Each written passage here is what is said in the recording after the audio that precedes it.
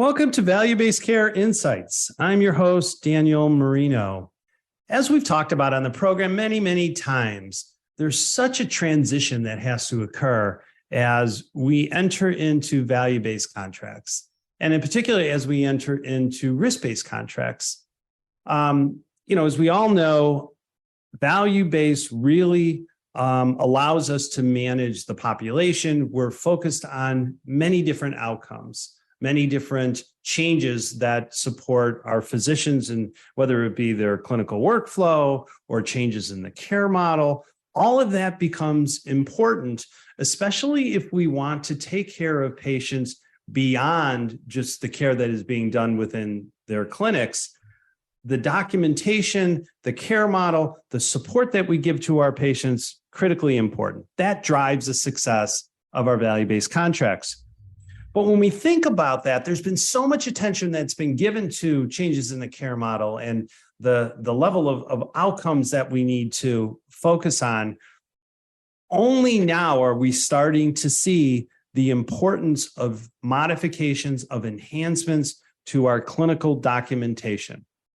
So in today's episode, we're going to spend some time talking about the new initiative, and it's not really new because it's been happening for quite a while, particularly on the hospital side, but the need to really advance the ambulatory clinical documentation improvement. I'm excited about today's discussion.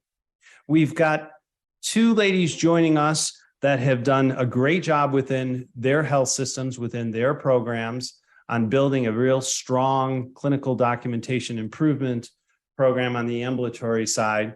First joining us today is Dr. Purvi Shah. Dr. Shah is a primary care internist and medical director of population health for a large health system here in Chicago. Also joined by her colleague, the administrator, system director of ambulatory risk adjustment and clinical documentation integrity, Sarah Hartley. Sarah and Dr. Shah, welcome to the program. Thank you. Glad to be here. So Sarah, let's start with you. As I mentioned, and we've done quite a bit of work helping organizations move into value-based care, everything from strategy to the managed care contracting. A lot of folks have focused on their clinical programs, looking at the outcomes, maybe enhancing some of their systems, less focus on the documentation. Why all of a sudden, in your opinion, has this been a focus? Why hasn't it been a focus sooner as organizations started to get involved in value-based care? So value-based care has been around for a while, but it's been focused on the hospital side, right? And so as we see the industry shift and wanting to treat our patients on the outpatient basis, keeping them out of the hospital, keeping our costs lower, we are shifting that model to our ambulatory setting. And the goal is to keep the patients out of the hospital. And we do that through quality care. Our medical records tell a story. They tell the story for each physician looking at the record, so that patient can have an appropriate continuity of care as they go through the healthcare system. And the only way that our insurance companies know how we're doing, how we're performing, is through the documentation and the coding. That is our communication tool to our providers and to our payers. And so as we move away from E&M and fee-for-service, we go into this value-based approach where we are showing the quality of care that we are providing, how sick our patients are, and really justifying the cost and the amount of money that we're spending to take care of our patients. Really, and really tracking all the activities of really what has occurred with that patient, not just within that particular encounter, but really from a comprehensive standpoint, everything that's happened to them over, say, the duration of their care, if you will. Dr. Shah, how have physicians reacted to this? Do they see that, the improvement to some of their documentation, not just improvement to some of their coding, but, as Sarah said, being able to tell the full story? Has this been something that they've been open to, or has this been a challenge that they've really needed to overcome? Yeah, I think this is a really hard shift. When you think about the ambulatory setting, you're talking about limited amount of time with patients who may be coming in for a multitude of illnesses, maybe that really needs some special attention to one or two, and you're being tasked with capturing and documenting on all of their chronic illnesses. You couple that with, in the ambulatory space, we are really still focused on E&M coding, fee for volume, and not really fee for value. I think it is a hard hurdle to overcome. I think what is really important, though, is when we're talking to our providers is this is really the next phase of how we deliver care to our patients. It's really how we keep the lights on and get the equipment that we need to take care of them. And so just as if there was a new drug for a chronic disease management that was having really good outcomes, we'd all be excited to start prescribing that medication. We should be excited about the opportunity to really convey the quality of care that we're providing through our documentation. Yeah, I agree. That's a great point. And I can't help but think that it has to be a real paradigm shift for physicians, particularly who have been practicing for, 25, 30, 35 years, right? Because they're used to really what I would call encounter-based practicing. And now all of a sudden we're taking in these other elements into consideration. And so when you started your program and you started to really introduce this, where did you start? Did you start with a couple of, say, disease categories like the chronic diseases, or did you start with a segment of the population? Maybe, Dr. Shah, from your perspective, what made the most sense for the physicians? I think what really is helpful was starting with the why and really laying the groundwork for here's why HCCs are important in our population health strategy. Here's what an HCC is. Here's how it impacts the reflection of the quality of care that we provide. By the way, it also impacts reimbursement. And then we coupled that with some very basic tools in our EMR. And then from that kind of just foundational understanding, we've added educational modules. We've added the ambulatory CDI process that you alluded to. And so that is really sort of been an iterative process of starting from a foundation of understanding why something is important, and then providing more and more tools and support and feedback to our clinicians about how they're doing and how they can improve. So Sarah, when you started to consider some of the tools, and again, I'm a huge proponent of technology, right? We've talked on this program many times that in order to really create efficiencies, we have to help our physicians work smarter, help them, not work harder, but become more efficient. Obviously, the technology and the tools help with that. Where did you start? What are the tools that are out there that help support them in improving a lot of their documentation? This is still a difficult space because tools are limited with the ambulatory. And it's early, right? It's right. In the early stages of this. Right. So we look to our EHR. That is the main tool that our providers use. And the goal is to make it as easy as possible, reduce the number of clicks and the number of steps they have to take, and really embed our process into their day-to-day workflow. And then what can we help? What's the benefit that they're getting from us? So we looked at, how the alerts fire in the BPA. Can we make sure that those are accurate, and we can add information in there for them to address the HCCs with their patients?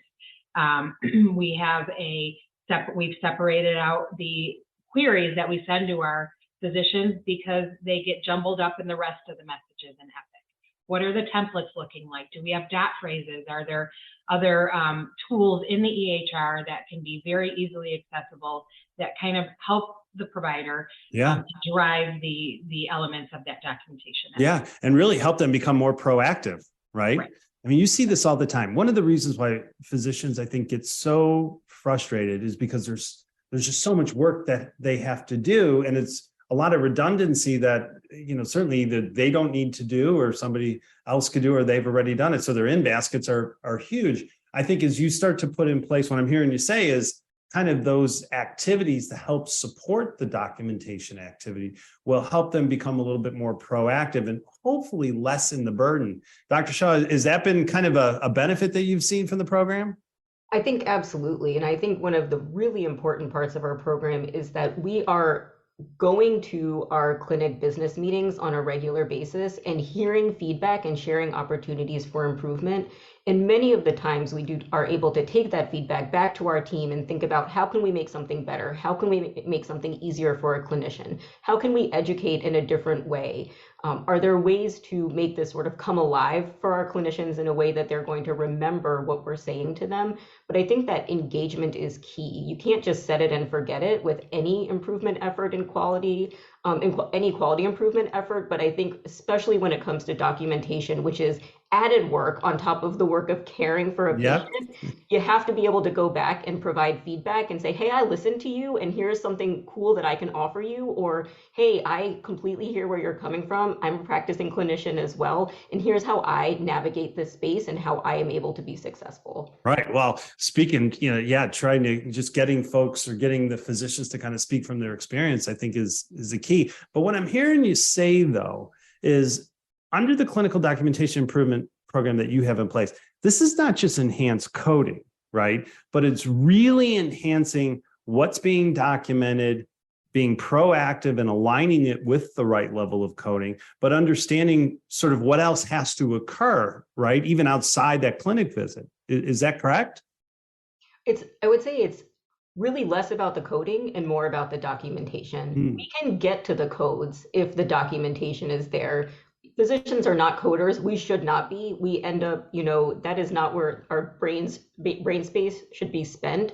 But we are experts at taking care of our patients, and we are experts at communicating to our patients how we're going to take care of them. Where the work needs to happen is translating that into the electronic medical record so that others can see how we're taking care of our patients. And then as physicians, we get credit for the work that we've done. Yeah. Yeah. What's been the adaptability on this? I can imagine that this had to be really tough when you first introduced this, right? I'm sure you've got a few scars and a few bruises. You probably both do. What was the adaptability of this? I mean, did you find that physicians understood it and that they were able to, they sort of embraced it? Or did they come to the meetings a little kicking and screaming and saying, oh, I'm not really sure what we're doing, or maybe this is just one more thing we have to do? I think it's a mixed bag. At the end of the day, our physicians are humans and change is hard, right? And so you have to speak to where they're at. And that in-person presence and having those ongoing conversations has really helped taken the program to another level where we have much more engagement. And I would say the other part is that... Go ahead. Sorry, Dr. Shah. Yep. I was going to say the other part is that there are going to be people who are excited about it. There are going to be people who are able to see why this is important. And I would grab onto those people, cultivate their excitement, bring them formally into the program. We have a team of physician advisors who are all very passionate about this. And I think it's something that sets our program apart. But if you find someone who is asking great questions or sharing great ideas, cultivate that enthusiasm as much as possible. Oh, yeah. Well, excitement like that, I mean, that's contagious, right? I mean, that is really what kind of takes off. If you're just tuning in, I'm Daniel Marino. You're listening to Value-Based Care Insights. I am here with Dr. Shah and Sarah Hartley. We are talking about ambulatory clinical decision programs, key to navigating through value-based contracts. And Dr. Shah, as you were talking about that, I guess a couple of other thoughts came to mind. As you were thinking about the adaptability here. Did you incorporate this, or have you incorporated this in any type of financial incentive? In other words, if you've been able to achieve better performance on your contracts, have you included this within your incentive distribution model or rewarded physicians for higher adaptability or something of that nature? We have included this as a part of our bonus metrics in primary care, as well as in our medical group and some of our specialties as well. We understand that this is more work for all of our clinicians, and we want to reward them. We want to make sure we're doing so in a compliant way, though, so that's why our program exists. We're really focused on the I in the clinical documentation integrity, acronym. Yeah. And so we're not just rewarding people for clicks and for adding diagnoses, we're doing it for adding accurate diagnoses and supporting the documentation. Well, at the end of the day, I mean, those are the key drivers, because sometimes you could see this as just, like you said, adding more clicks or adding more codes or more diagnoses or what have you, and that could have some impact to risk and the RAF score and all that stuff, which is, I guess, all good. But at the end of the day, that's not going to get you where you want to go. We need to make sure that the risk score is accurate. We need to make sure that the patients that we're seeing and how we're seeing them, either whether in the clinic or the referrals, is efficient because it affects the cost of care. We also have to make sure that utilization is as efficient as possible. So I agree with you. I think the integrity piece is really key. And I think wrapping that within the incentive program, that's how you really, really create some strong momentum. Sarah, when you've all started to align this or thought about this and with the contracts, have you been able to see that the performance of the contracts, the connection between what the physicians have done, improvement in the documentation, so forth, have you seen greater performance or alignment with the contracts and with the payers in a way that it's helped maybe the discussions you're having with the payers or something in that regard? Yeah, so I think one of the keys to being successful in this space is having those relationships with the payers. And we have monthly meetings with each of our payers, and we are seeing improvement. We are seeing our RAF score increase. We're seeing the recapture rate increase year over year. We're seeing our annual wellness visits increase. And so there is definitely improvement as we move forward. Yeah, I can see that. So what about the challenges? I mean, I imagine this can't be easy, right? This is, cannot be easy at all. It's a paradigm shift, like we talked about, we're introducing new things. Sarah, from your perspective, what's been the biggest challenge that you've had as you've introduced the program and now have worked through the program over these, last period of time? Well, we're boiling the ocean here. I mean, we are just kind of scratching the surface. Primary care is a great place to start, but our specialists really have that knowledge to get us to that next level code that is really specific. So how do we get them engaged? We can't put everything on primary care. How do we please every payer? All of the contracts are different. The reporting is different. We don't even get the same information from each payer. Do we have all of the claims data, right? And so there's all of this lag and these nuances with our metrics, with the data we receive. We have limitations with the technology. It is every aspect. I will tell you, we have challenges with staffing. We firmly believe in training from the ground up, because we aren't going to find seasoned ambulatory CDI staff. And so we bring in people and we train them from the ground up. And we've been very successful with that as well. Yeah, that's great. How about from your perspective, Dr. Shah, what's been some of the biggest challenges that you've seen? I think the biggest challenge is that it is very hard to show the value of the work that is done in a way that feels immediate to a provider. It is really easy to say, I treated your diabetes and now your A1C is under better control. That's good for you as a patient, and it's good for me for my quality metrics. When we talk about the reimbursement or the benefit that comes from HCC capture and documentation, there's a huge lag. Like Sarah said, it depends on what the contract is, how much you get paid. It depends on where the patient was seen and how that money gets distributed. And then at the end of the day, it doesn't necessarily come back to an individual physician. So I think it is hard to convey to a provider, please trust me, this will have a benefit for us in the long run. And we've been lucky that we have a lot of folks who just kind of take us at our word, and we have to prove to them now that all of this effort is worth it. Yeah, connecting the dots, I think, is always the hardest, especially in value-based care. When you're thinking about what the performance looks like, a lot of times you don't see that financial reward until after that performance year. And in most cases, it's even 4 or 5 months after that, because you're still going through all of the reconciliation. So, in a lot of cases, we are asking physicians to trust the process to get us to where we need to go.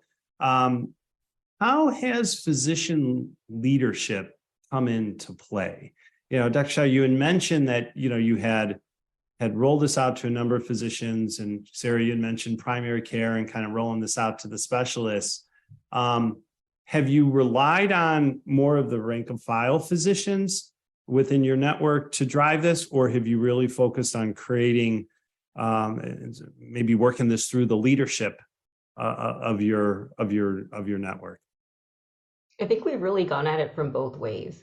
Leadership engagement is so important for sure. And so we want to make sure that across the board that our leadership understands why this is important. But a leader alone is not going to get us where we need to be. We need to support individuals. We need to support folks who are in the trenches and doing this every day. And so while it is important to rally the troops when it comes to leadership and make sure that they can spread the message, supporting and kind of cultivating success really comes from our physicians who are doing this on a day-to-day basis. Yeah, absolutely. Well, I can only imagine this has to be a pretty significant culture shift, right? In terms of how we're doing this, thinking about changing the care model, as well as then enhancing the documentation, and being able to modify that culture. You have to rely on your leaders, but you also have to rely on good performance outcomes, right? You have to measure your success as you go along.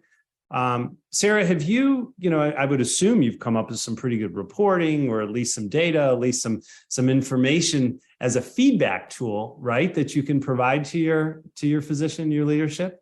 Yeah, we do. We have very manual reporting at this point.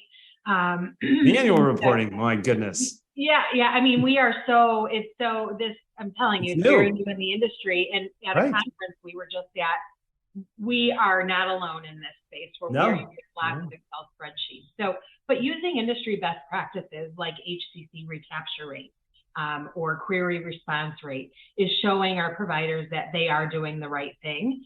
We do measure RAF internally, our risk adjustment factor score, and really that is just directionally, because as you stated earlier, Dan, that 18 months ago is when we're getting today we're getting our RAF score from 18 months ago. So, you can't really see that, but it is directionally showing that. Yeah. I can see that. And, I was kind of joking when you were saying, manual, there are, your recapture rate, the AWV percentage, all of that, I think becomes really key. But I think the systems still are quite antiquated, right? As you start to really look at what the physicians are documenting, and is it accurate, right? And the population that you're measuring is very important.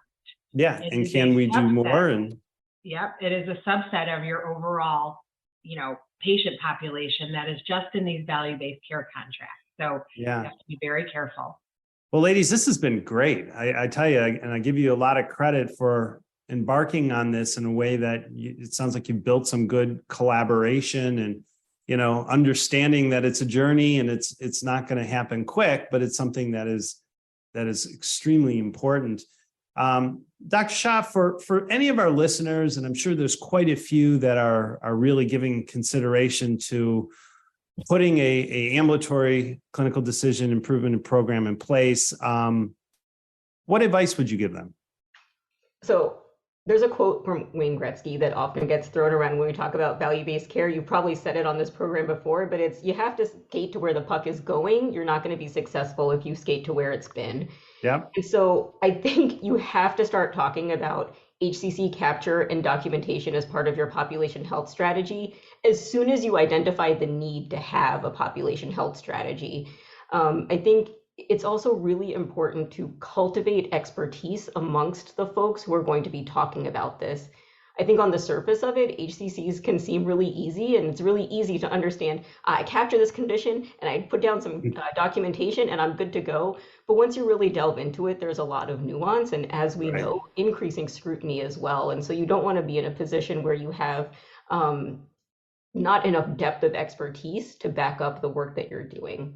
Yeah. Well, and I think to your point, through that skating where the puck is going, you're absolutely right. You're able to then connect the dots, right? And define the why. And I think that's so critical in helping physicians in particular understand why this is important and what the value is. Sarah, how about from you? Any thoughts, any piece of advice you might give to our listeners? Don't be afraid to take a chance. A pilot is where you begin, and that's how you just got to get your couple of physicians to buy in and work with them, and the pilot is the way to go. But have no fear. Yep, got to start somewhere, right? Yep. As I've said time and time again, small and impactful. So you're right. Well, this has been fantastic. If any of our listeners are interested in maybe reaching out to you, have a few questions, Sarah, any thoughts on how they can get a hold of you? Yeah, you can reach out to me. I am on LinkedIn, so Sarah Hartley. Search for me, and I am out there. Please feel free to send me a message. Happy to chat. Good. Dr. Shah? Same thing. I'm on LinkedIn, Purvi Shah. Happy to connect with anyone out there. Good. Well, thanks, guys. I really appreciate it. Good luck to you as you embark on this. I'd love to have you back in maybe another 6 months or so to see how you're doing. And I'm sure you're going to have quite a bit of success. So thank you for joining the program today. Thanks for having me. And for our listeners, I want to thank you all for listening in. Until our next insight, I am Daniel Marino, bringing you 30 minutes of value to your day. Take care.